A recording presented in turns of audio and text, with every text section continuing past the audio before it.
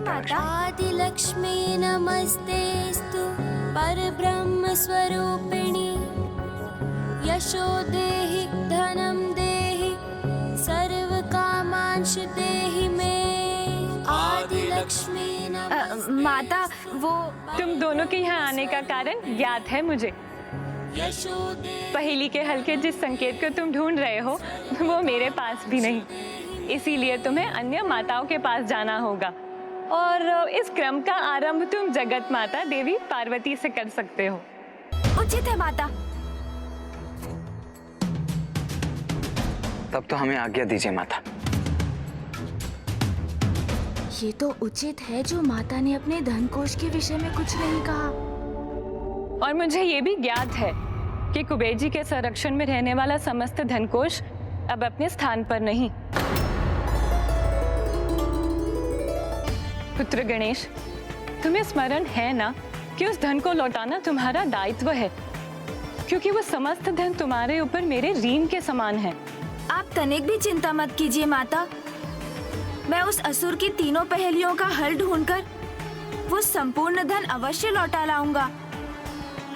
किंतु तुम्हें शीघ्रता करनी होगी पुत्र, अन्यथा जगतवासियों के धनकोष का धन भी लुप्त होगा और समस्त जगत में दरिद्रता का विस्तार होगा।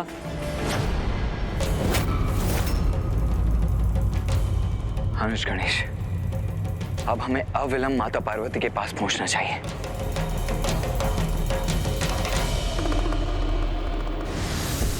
पुत्र, इस पहेली के हल का संकेत मेरी गोद में भी नहीं है। कदाचित पुत्र तुम इस पहेली को उचित दृष्टि से नहीं देख पा रहे हो। तुम्हें इसके हल पर और विचार करना चाहिए, अन्यथा तुम सभी 9 दुर्गा देवी, 10 महाविद्या, सभी अष्टलक्ष्मी माताओं के पास जाकर यही प्रश्न करने पर विवश हो जाओगे, जिससे तुम्हारा समय भी व्यर्थ होगा और तुम्हें निराशा का सामना भी करना होगा। पुत्र, आप चिंता मत कीजिए माता, मैं और विचार करूंगा और इस पहेली का कोई हल अवश्य ढूंढूंगा। मेरी भी यही कामना है पुत्र कि तुम अपने मनोरथ में सफलता अवश्य प्राप्त करो।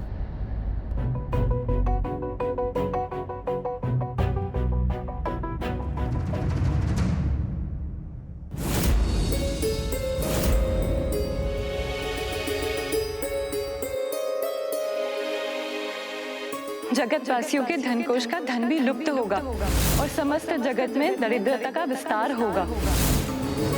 तुम इस पहेली को उचित दृष्टि से नहीं देख पा रहे, तुम्हें इसके हल पर और विचार करना चाहिए।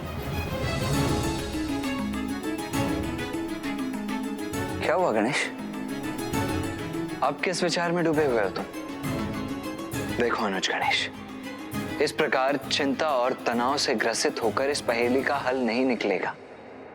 ये सब छोड़ो तुम। सर्वप्रथम तुम अपने मन को शांत करो, उसके पश्चात हम पहेली के बारे में सोचेंगे, ठीक है? आपका ये सुझाव तो अत्यंत उत्तम है भैया, और समस्त संसार में तो ऐसा एक ही स्थान है जहाँ जाते ही मन शांत हो जाता है। भैया मैं अभी आया। किंतु गणेश कहाँ? गणेश,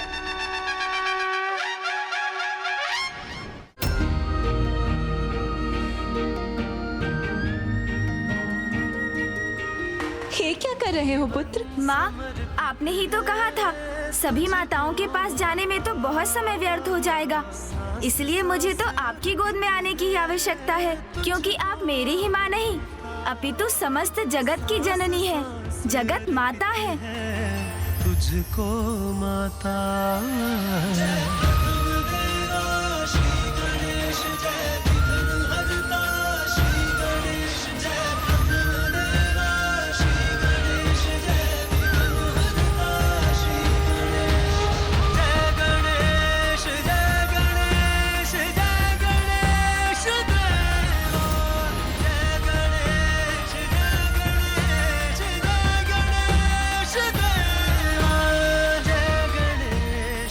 समझ गया, मिल गया दूसरी पहेली का हल।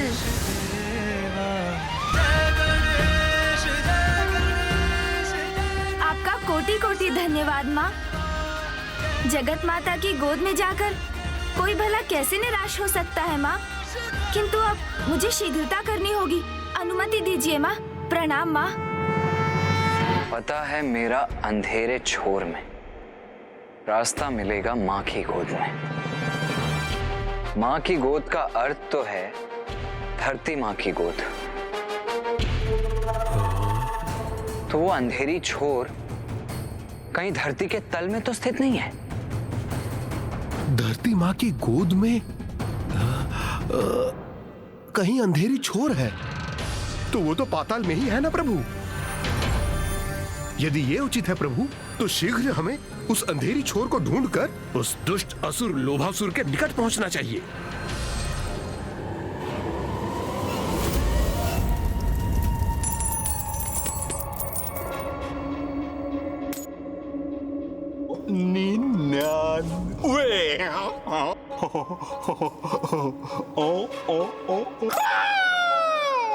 और ये पूर्ण हुआ 1 कोटि।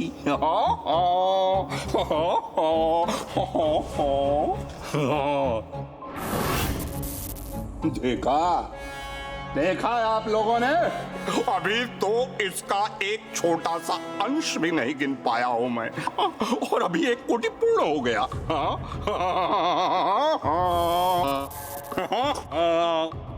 इतना अपार धन तो आप दोनों ने भी मिलकर किसी को प्रदान नहीं किया होगा। कितनी सरलता से मैंने प्राप्त कर लिया।